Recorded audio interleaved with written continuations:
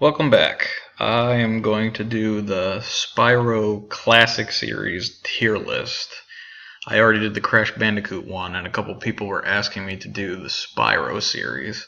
As far as the Legend series goes, I played the full one and did everything, did all the collectibles and stuff, but then the second one I just did one single playthrough, and it just wasn't for me, and I just lost interest with that franchise, so I never did the third one.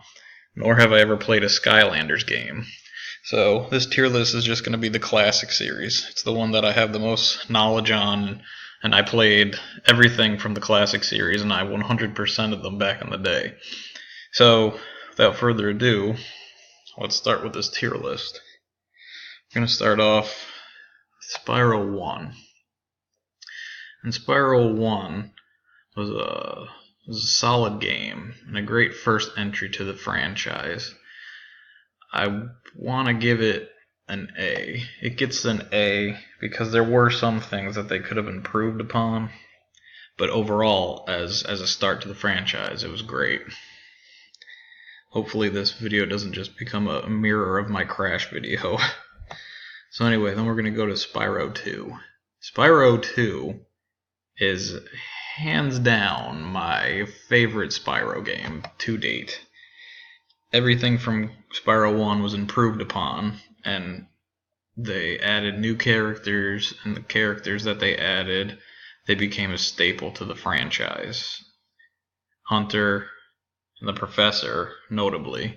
Allura appears occasionally, but Hunter and the Professor, they just stuck around for the rest of the franchise at that point. Then we're going to go to Year of the Dragon. Year of the Dragon was a lot of fun. It had some cool skateboarding areas. And, let's see.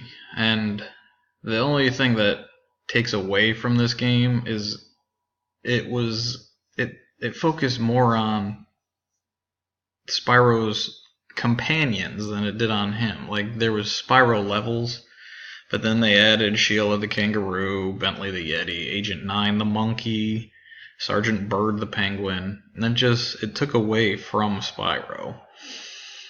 All that being said, though, it was still a great game. I would give it it's either A or B. A or B. You know what? I'll give it an A. It deserves an A. Okay, now to everyone's favorite game. Enter the Dragonfly. Oh, that game's S tier. It was a rush game, and we know it was rushed. It brought Ripto back. It invented new minions for him, the Riptocs. Like, overall, the game, if it had more time, and it was polished, and it had more levels, and not terrible loading times or glitches, I'd probably put it up in like a B or C, but it was just god awful. God awful, so it gets D tier. Easily D tier. So then we got A Hero's Tale, following after Enter the Dragonfly. This game was a solid game. I liked it a lot. A lot of other people, like I've seen like reviews and other opinions saying that this game is trash because they have the little hamster ball levels and stuff. But overall, it had good humor, it had good characters, and it was definitely on tier with the original Insomniac trilogy. Like, I'm torn between an A and B here, but you know what? We'll give it a B. It deserves a B. It's not terrible, but it's not like Ripto's Rage, so we're giving it a B. Now we got the Shadow Legacy. Actually, you know what? We'll put that at the end over here. Back over here. So, Season of Ice, the first Game Boy Advance game. This game, as far as I could recall, continuity-wise, it took place after Spyro 3, and because it was the Game Boy, it was like an offshoot timeline of the original classic series. It had like isometric views, so it was very difficult to figure what was above you and what was below you, and you'd constantly be just like gliding off a cliff and killing yourself. But for the first outing as a 2D Spyro game, it was okay. It wasn't Enter the Dragonfly levels of garbage, so we'll give it a C. And then they made a follow-up called Season of Flame. So the first Game Boy Advance game, one of the sorceresses, Rhinox, put a spell upon himself to try to make himself smarter, but accidentally gave himself 2 heads. So the plot of that game was he stole all the fairies to get their magic so he could undo the spell. This game, it's just Ripto. Ripto's back. And Ripto stole all the fireflies from the dragon realms, so the dragons can't breathe fire anymore because they lost their magic.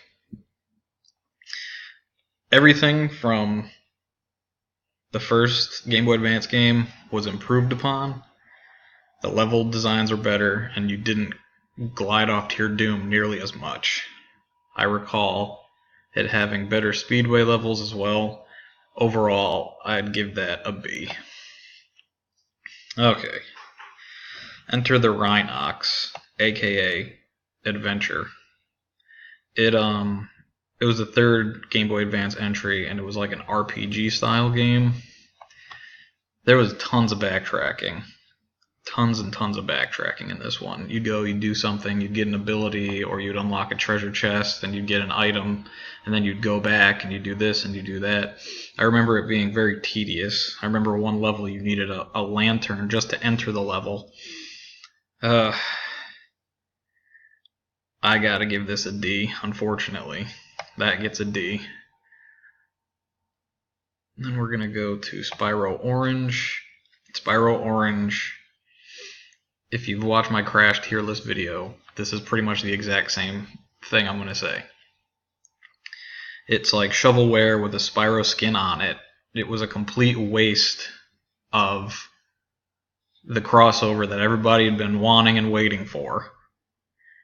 And it just felt like garbage. So that's going to be a D2. Wow, 3 Ds. Okay. And then the Shadow Legacy, which was chronologically the last adventure in the classic series. It was like another attempt at an RPG, and it had touchscreen stuff. Like you'd perform spells using the touchscreen. You'd like draw a symbol. And for some reason, they decided to give the dragons in this game like business suits and ties and like bonnets, and it was weird. Like, I know in the Reignited trilogy they gave some of the dragons like hats and like vests and stuff, but this one, like, they were trying to make the dragons into people. It was really awkward.